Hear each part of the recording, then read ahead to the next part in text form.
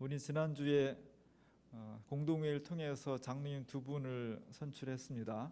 물론 한계수 전사님이 목사 임직을 받고 우리 교회의 이제 부목사로 청빙받는 중요한 결의도 했지만 우리 교인들 중에서 앞으로 새로운 시대를 열어갈 교인들의 대표 두 분을 우리가 직접 선출을 했습니다. 우리 교회로서는 한 15년 만에 장로 두 분을 뽑는 거라 굉장히 중요한 행사였고요. 또 다음 지도력을 공백이 생기지 않도록 교인들의 지도력을 형성하는 중요한 계기가 될 것으로 생각을 해서 사실은 몇 달 전부터 준비위원회를 구성하고 또 기도하고 그렇게 논의를 해왔습니다. 이번 장로 선출의 대전제 하나는 우리가 그동안 세 분의 장로님 중에 여성이 한 명도 없었는데 이번에 새로 뽑는 장로님은 반드시 한 명 이상은 여성으로 하자. 그것이 대전제였습니다. 당연히 공동이 열면은 장로 뽑힐 거지 이렇게 생각을 하는데 사실 해보면요 쉽지가 않습니다. 다른 교회도 장로님을 뽑자고 해놓고 실제 해보면 안 뽑히는 경우가 종종 있어요. 왜냐하면 3분의 1을 얻어야 되기 때문에 어느 한 사람을 교인들 중에 3분의 2가 우리 지도자로 이렇게 뽑는다는 게 생각만큼 쉽지가 않아요. 그래서 굉장히 걱정도 많이 했고 우리가 뽑기로 했는데 다른 교회처럼 3분의 2가 뭐 일방적으로 안 되는 경우는 별로 없고요. 꼭 한 표, 두 표 차이로 안 돼요. 3분의 2가 그런 경우가 굉장히 많습니다. 근데 그것도 뭐 10표가 모자라서 한다나 한 표가 모자라 한다 안 된 건 안 된 거예요. 그것 때문에 사실 교회가 조금 상처도 받고 어려움도 겪는데 그것 때문에 걱정도 많이 했어요.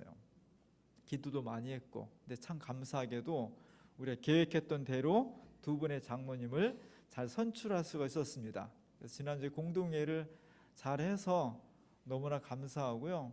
과정도 굉장히 무난하게 이루어졌고 또 결과도 우리가 원했던 대로 두 분을 다 선출할 수 있어서 굉장히 감사했습니다. 때로 교회에 보면 사실은 축제거든요. 교인들의 지도자를 뽑는 건 축제인데 축제로 결말짓지 못하고 상처와 분란으로 결말짓는 교회도 있습니다. 심심치 않게 있어요. 그것 때문에 교회가 막 분쟁이 생기고 어떤 집들은 막 교회를 떠나고 싸움이 생기고 이런 그 참 바람직스럽지 못한 결말로 이루어지는 때도 종종 일어나는데 우리는 그렇지 않고 모두가 다 감사하게 기쁘게 결말을 짓고 또 우리 교인들이 장로 선출에 대해서 깊은 관심을 가지고 있으면서도 너무 과열되지 않고 그 과정 자체가 굉장히 차분하게 이루어지는 것을 보면서 우리 교회가 굉장히 성숙한 교회로구나, 건강한 교회로구나, 사회 말로 하면 굉장히 내공이 있는 교회로구나 그런 걸 많이 느껴서 이제 감사한 그런 공동회를 했습니다. 앞으로 두 분 우리 이정인 집사님과 박인순 권사님은 바로 장로가 된 건 아니고요. 장로가 선출하면 6개월 동안 당회가 교육을 합니다. 장로는 무엇인지 어떤 역할을 해야 되는 것인지 이런 교육을 하고요. 그러면 내년 4월 말에 정기노회가 정기노회가 열려요. 그러면 우리가 노회에 보고를 하는 거예요. 우리 교회에서 이렇게 두 분을 우리 교회 장로님으로 선출을 했습니다. 허락을 해 주십시오. 그러면 노회에서 시험을 봐요. 필기 시험도 보고요. 면접도 봅니다. 그래서 정말 어쩌다가 떨어지는 사람도 있어요. 두 분 떨어지지 않도록 기도해 주셔야 돼요.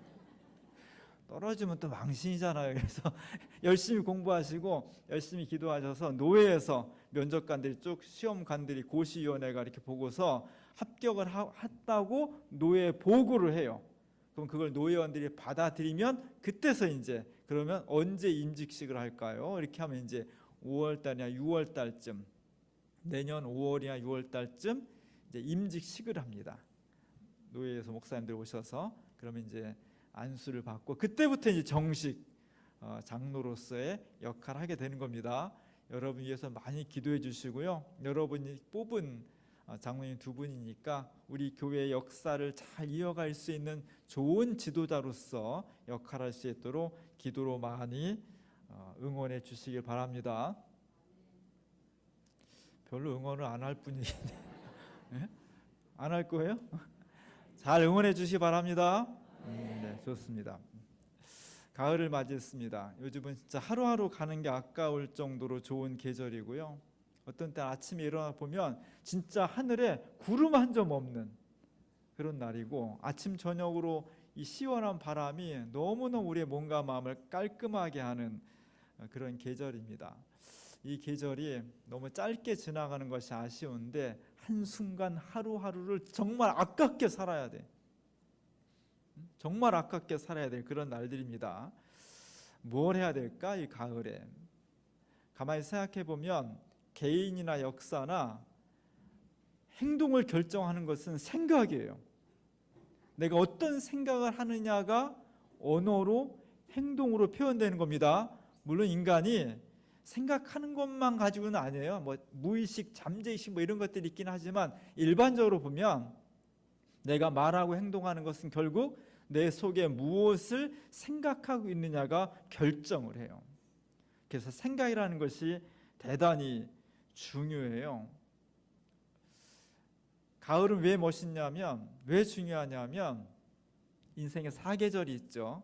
사계절인데 봄은 봄대로 막 약동하고, 여름은 막 여름대로 막 생명이 막 충만해서 막 자라나고, 그걸 지나서, 그 절정을 지나서 가을에 들어서면 산에 낙엽이 떨어지고 나무들이 겨울을 준비를 합니다. 겨울은 혹독하고, 겨울은 인생으로 치면 죽음과 같은 거예요. 그래서 가을은 사람으로 치면 중년을 지나서 이제 자신의 인생을 아름답게 정리하고 죽음을 맞이해야 되는 그런 것으로 내 인생을 돌아보고 깊이 사색하고 내 삶의 의미를 다시 한번 되새겨보는 대단히 중요한 거예요. 그래서 가을은 휘황찬란하기보다는 차분하게 자신의 생명과 인생과 죽음을 다시 한번 돌아볼 수 있는, 때로는 좀 무겁고 진지한 그런 계절입니다. 사람이 인생을 살아가면서 비극이 있고 희극이 있는데 사실은 비극이 훨씬 중요해요. 고대 그리스 2500년 전쯤에 고대 그리스 사람들, 현대 서양 민주주의와 사상의 한 축을 담당하고 있는 그리스 사람들은 옛날에 비극을 너무나 좋아했어요. 그때는 뭐 다른 뭐 TV나 영화가 없었으니까 연극이 모든 거, 연극한다면 그냥 매일마다 연극이 열려요. 모든 시내 곳곳에 연극이 열리는데 그 연극의 모든 주제가 다 비극이야. 끝 결말이 죽거나 미치거나, 내 인생 왜 이렇게 힘들지, 뭔가 내 개인의 노력은 할 수 없는, 선하게 살고 착하게 사는데 뭔가 막 인생이 꼬이는, 아픈 상처를 받는 뭐 이런 비극을 연극에 매일 밤마다 올리는 거예요.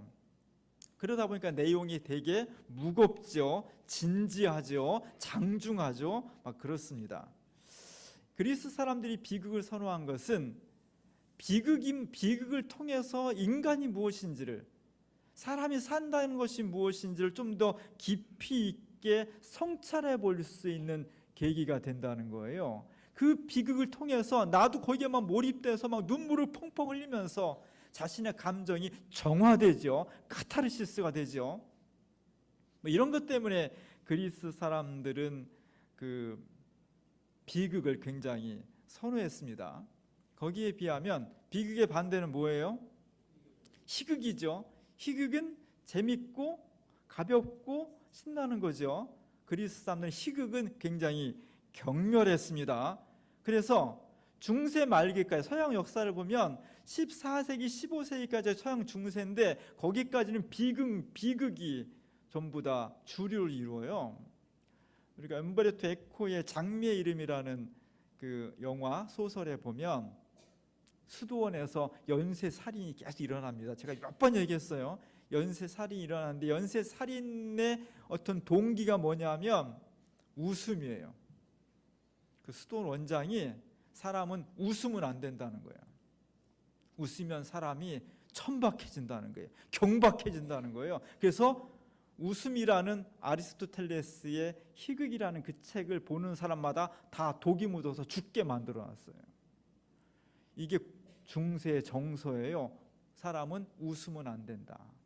비극적인 거, 진지하고 장중한 거, 이런 걸 보고 이런 걸 느껴야 사람 인생이 깊어진다.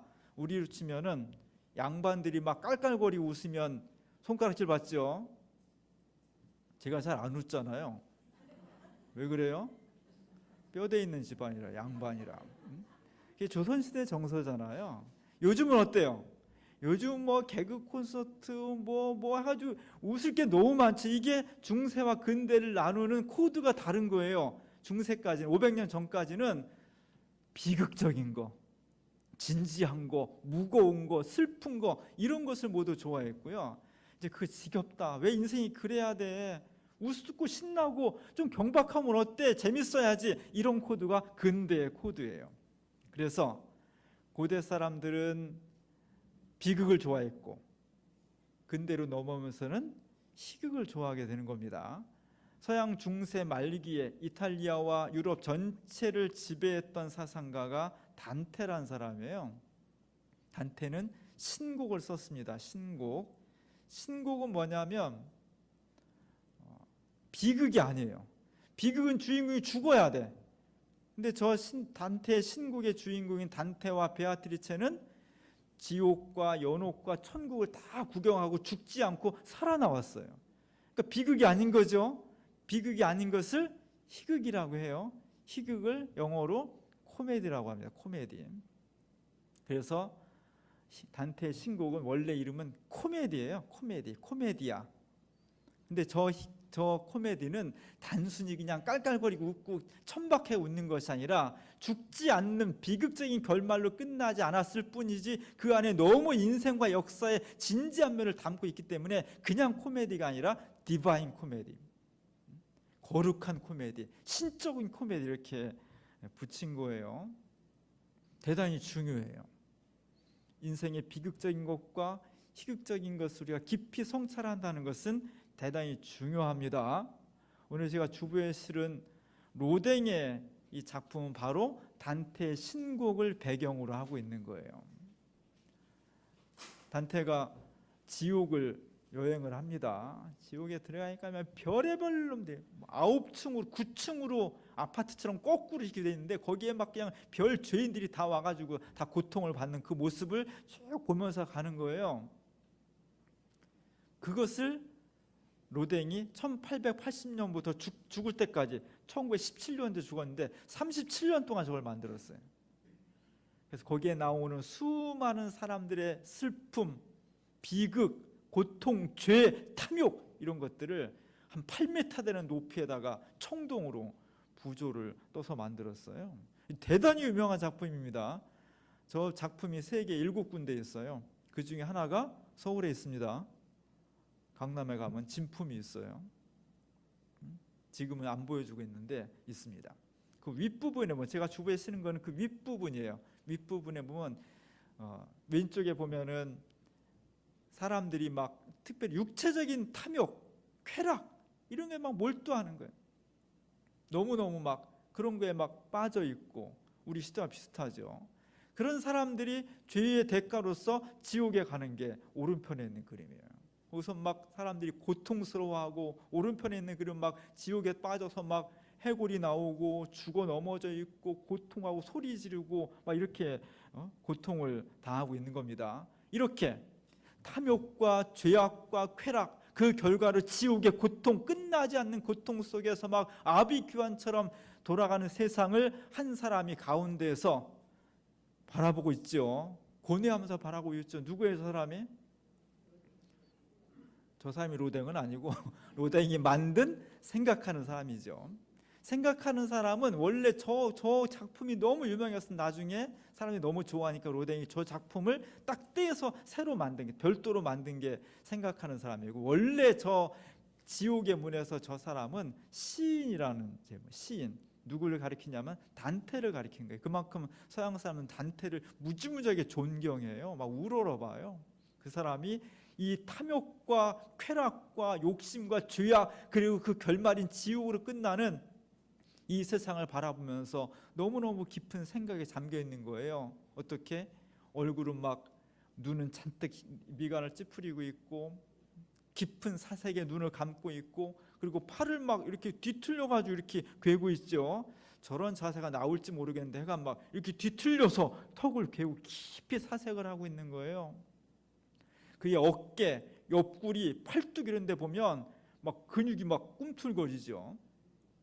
특별히 발가락을 보면 발가락까지 잔뜩 힘을 줘가지고 이 사람이 지금 얼마나 온몸이 긴장하고 있는지, 얼마나 온몸이 이 주제, 인간이란 무엇인지, 탐욕이란 무엇인지, 쾌락은 무엇인지, 죽음과 지옥은 무엇인지, 뭐 이런 거에 대해서 얼마나 고민하고 사색하고 있는지를 보여주고 있는 거예요. 생각은 머릿속에서 일어나는 것이 아니라 지금 저 사람에게서는 머리에서 발가락 끝까지 온몸의 근육을 통해서 삶 전체로 좀 고민을 하고 있는 거예요. 그래서 사람들이 감동을 받는 거예요. 아, 저렇게 온몸으로 사고하고 있구나, 온몸으로 고민하고 있구나. 오늘 우리들 삶에 저 사람처럼 내 머리끝에서 발끝까지 나를 막 전율시키는, 내가 그것 없이는 살 수 없는, 그것을 생각하지 않고는 살 수 없는 그런 어떤 주제가 있는 것인지. 오늘 우리 시대는 그런 주제를 사실은 많이 잃어버렸습니다. 우리 시대에도 저런 사람이 있겠죠. 그러나 500년 전 단테 시대보다는 훨씬 줄어들었어요. 오늘 우리 시대는 비극의 시대가 아니라 희극의 시대이기 때문에 재밌고 가볍고 날아다니고 즐거운 그런 것에 우리 영혼을 뺏기는 시대이기 때문에 인생의 깊이, 역사의 깊이, 삶의 종착점, 이런 것들에 대한 사고를 안 한다는 거죠. 그런 시대에 우리가 살고 있는 겁니다. 그래서 우리는 깊이 이 가을에 우리가 무엇을 해야 될지를 깊이 생각해야 돼요. 오늘 빌립보서에 보면 바울이 호소를 하고 있어요. 빌립보는요, 한 지방 이름이에요. 동네 이름이에요. 도시 이름. 바울이 두 번째 선교 여행을 떠나면서 빌립보 지방에 머물면서 교회를 세웠습니다. 빌립보는 치면은 그 아시아 옆에, 그러니까 그리스 맨 북부 지방에 있는 거예요. 저 교회가 유럽에 최초로 세워진 교회예요. 빌립보 교회가. 그 빌립보 교회에 대해서 사도 바울은 굉장히 그 애정을 가지고 있었습니다. 왜냐하면 사도 바울이 선교를 하려면 뭐가 있어야 돼요? 돈이 있어야 돼요. 물론 복음도 있고 열정도 있어야 되지만 그것만 가지고는 한 발짝도 못 움직여요. 그 돈을 다 빌립보가 댔습니다. 그래서 바울은 빌립보 교회에 너무너무 감사한 마음을 가지고 있고 너무너무 애정을 많이 가지고 있어요. 그래서 1장 3절 4절에 보면 빌립보 교회를 향해서 사도 바울이 편지를 쓰면서 이렇게 이야기를 합니다.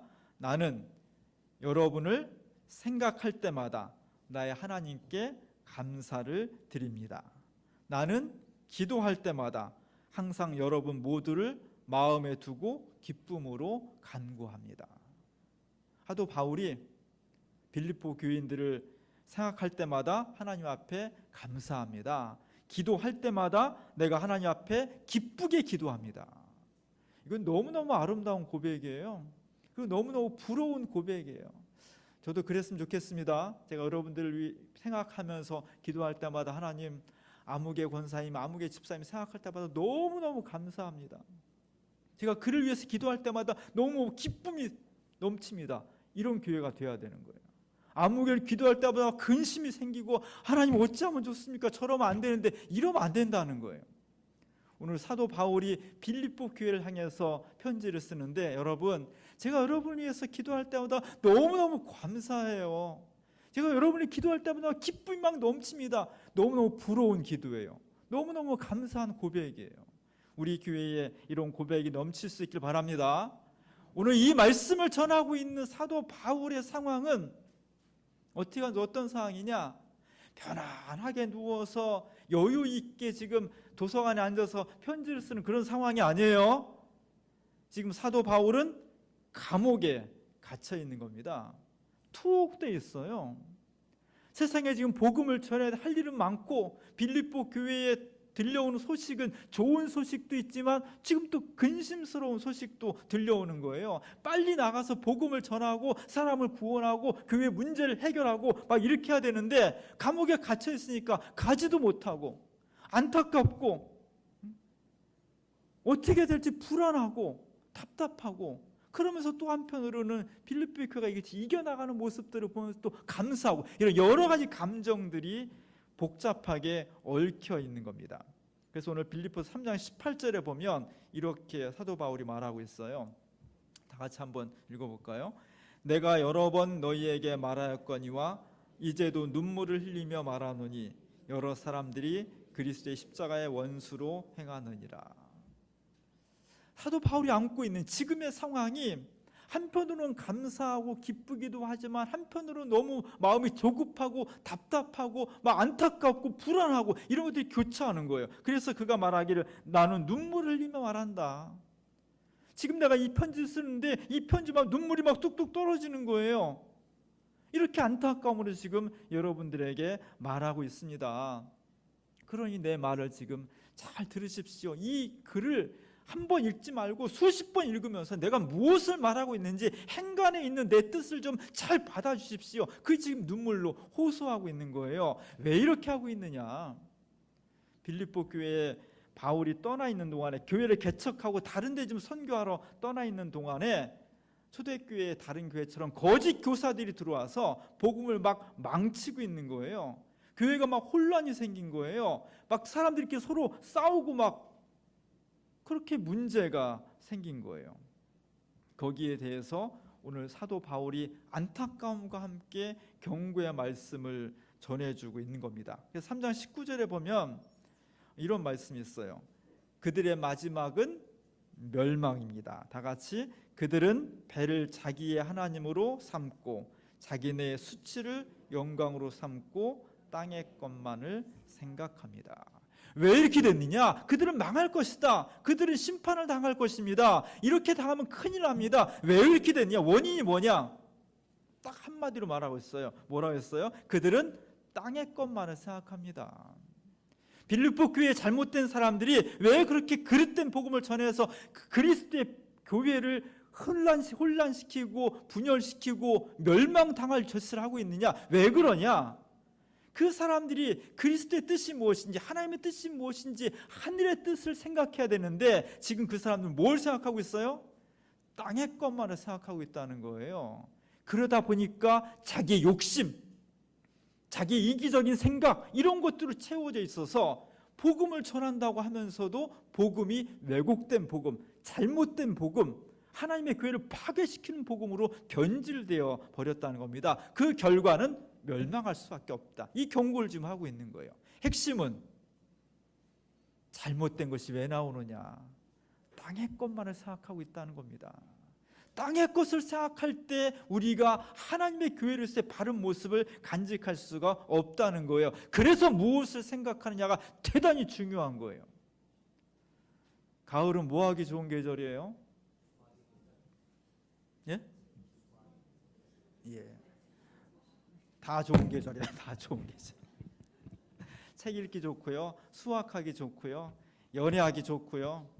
그 중에서 가장 좋은 것은 생각하기 좋은 계절이에요. 여름엔요 생각이 안 나. 너무 더워가지고. 겨울에는요 너무 추워서 몸 떠느냐고 생각하기 싫어요.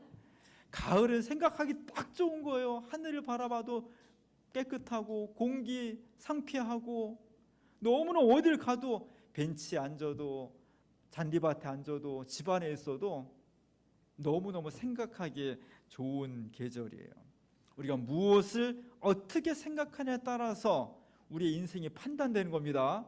내 자신을 바라볼 때, 거울을 바라보고 내가 평가를 할 때 나를 어떻게 평가해야 되는, 내가 지금 무엇을 생각하고 있냐가 내 인생을 평가하는 거예요. 앞으로 30년 후에 2018년 이 시대를 30년 후에 우리 후배들이 이 시대를 평가할 거예요. 뭘 보고 평가하냐? 국민소득이 얼마냐? 뭐 나라가 얼마큼 발전, 이것도 평가하지만 정말 중요한 것은 2018년 이 시대의 지성이 뭐냐는 거예요. 이 시대 사람들이 그 속에 무엇을 생각하고 있었느냐가 중요한 판단 기준인 거예요. 그것이 역사의 평가예요. 우리는 그래서 무엇을 생각하느냐가 대단히 중요해요. 오늘 그래서 사도 바울은 오늘 본문에서 이렇게 말하고 있는 겁니다. 빌립보서 4장 4절부터 9절, 오늘 8절부터 9절까지 읽었는데 4절부터 제가 읽어볼게요. 주님 안에서 항상 기뻐하십시오. 내가 다시 말하거니와 기뻐하십시오. 여러분의 관용을 모든 사람에게 알리십시오. 주께서 가까이 오셨습니다. 아무것도 염려하지 말고 모든 일을 오직 기도와 간구로 하고 여러분이 바라는 것을 감사하는 마음으로 하나님께 아뢰십시오. 그리하면 사람의 헤아림을 뛰어넘는 하나님의 평화가 여러분의 마음과 생각을 그리스도 예수 안에서 지켜줄 것입니다. 다 같이 끝으로 형제들아 무엇에든지 참되며 무엇에든지 경건하며 무엇에든지 오르며 무엇에든지 청결하며 무엇에든지 사랑받을 만하며 무엇에든지 칭찬받을 만하며 무슨 덕이 있든지 무슨 기름이 있든지 이것들을 생각하라. 너희는 내게 배우고 받고 듣고 본 바를 행하라. 그리하면 평강의 하나님이 너희와 함께 계시리라. 사도 바울이 지금 빌립보 교인들한테 이것을 생각하라는 거예요. 옳은 거, 순결한 거, 주님이 원하시는 거, 그것들을 생각해야만 빌립보 교인들이 지금 당하고 있는 여러 가지 시련과 유혹과 아픔들을 이겨낼 수 있다는 겁니다. 그래야만 그곳에 하나님께서 평강을 내려주신다는 겁니다. 이전의 사람들이 땅의 것만을 생각했기 때문에 교회가 혼란이 오고 죄가 들어오고 심판이 올 것인데, 여러분이 정말 하늘의 것을 참되고 옳고 순결하고 아름답고 덕이 있고 이런 것들을 생각하면 하나님께서 여러분에게 하늘의 평강을 내려주실 것입니다. 이 약속을 지금 하고 있는 거예요. 뭘 생각하면 좋겠어요? 이 생각하기 좋은 계절에 우리 시대가 우리가 참 위험한 시대를 살고 있는 겁니다. 우리가 공기가 깨끗하면요, 요즘처럼 1년 내내 이렇게 깨끗하고 맑은 공기가 있으면요 걱정할 게 없어요. 그냥 나가서 호흡하면 돼. 깊이 들으시면요 우리 몸의 오장육부가 생기를 얻어요. 그러나 3월 4월 때처럼 황사와 미세먼지가 꽉 차 있으면요 그런데 나가서 호흡하면 죽어요. 생명이 단축돼요. 우리 시대의 문화가 정말 옳고 바르고 순결하고 공익을 생각하고 주님을 생각하고 이런 문화의 공기라면 우리 별로 걱정할 게 없어요. 그냥 호흡하면 돼요. 불행하게도 오늘 우리 시대는 그렇게 하나님이 원하시는 그런 것을 자연스럽게 생각하도록 만들어두지 않는다는 데 문제가 있는 거예요. 눈만 뜨면 우리에게 다가오는 모든 지식과 정보와 공기는 어떻게 하면 쾌락을, 탐욕을, 이기적인 욕심을 우리를 자극하고 있는 겁니다. 그 결과는 어디로 가느냐? 하나님 뜻이 아니라 평강이 아니라 죽음과 고통과 심판으로 갈 수밖에 없다는 것이 기독교 복음의 내용이에요. 그래서 우리는 의식적으로 노력을 해야 돼요. 우리의 삶의 문화와 공기가 바르게 돼 있다면 의식적으로 노력하지 않아도 돼요. 자동으로 흘러가면 됩니다. 그러나 불행하게도 우리가 지금 만들어 온 문화와 이 시대 사회는 우리를 생명으로 인도하는 것이 아니라 죽음과 파멸과 탐욕으로 인도하게 돼 있어요. 우리가 의식적으로 노력해야 돼. 가장 중요한 것은 우리의 생각을 주님의 뜻으로 채우는 거예요. 정말 생각을 주님의 뜻으로 만들어가는 거예요. 가을은 생각하기 좋은 계절이에요. 무엇을? 주님을 생각하기 좋은 계절이에요. 예수 그리스도가 나를 얼마나 사랑하셨는지, 그 주님이 나에게 무엇을 주시기 원하시는지, 그분이 왜 십자가를 돌아가셨는지, 그분이 무덤에 묻히지 않고 부활했다는 것은 무엇인지, 오늘 내게 다가오신 예수는 어떤 분이신지, 나는 예수 어떻게 동행할 수 있는지, 이 생각으로 내 머리카락에서 발가락까지 채워나가야 돼요. 그것이 자동으로 되지 않는다는 거예요. 그래서 우리는 긴장해야 되고, 그래서 말씀 붙잡아야 되고, 그래서 기도해야 되는 거예요. 그럴 때 우리 속에 그리스도의 평화가 넘쳐나는 겁니다. 정말 다행인 것은 우리가 만들어 온 문명의 이기가 나쁜 점도 있고 악마적인 요소 있지만 좋은 점도 있어요. 여러분 맨날 갖고 다니는 핸드폰 나쁜 것도 많이 있지만 성경 말씀 들으려면 얼마나 들을 수 있고요, 설교 들을 수 있고요, 찬양 들을 수 있고, 우리를 그리스도의 생각으로 채워나가는데 유용한 도구들이 많이 있는 거예요.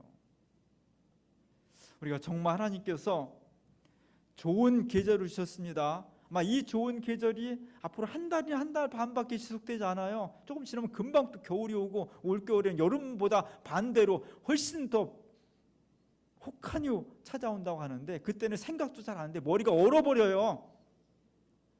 얼기 전에 시컷 생각해야 돼요. 뭐를요?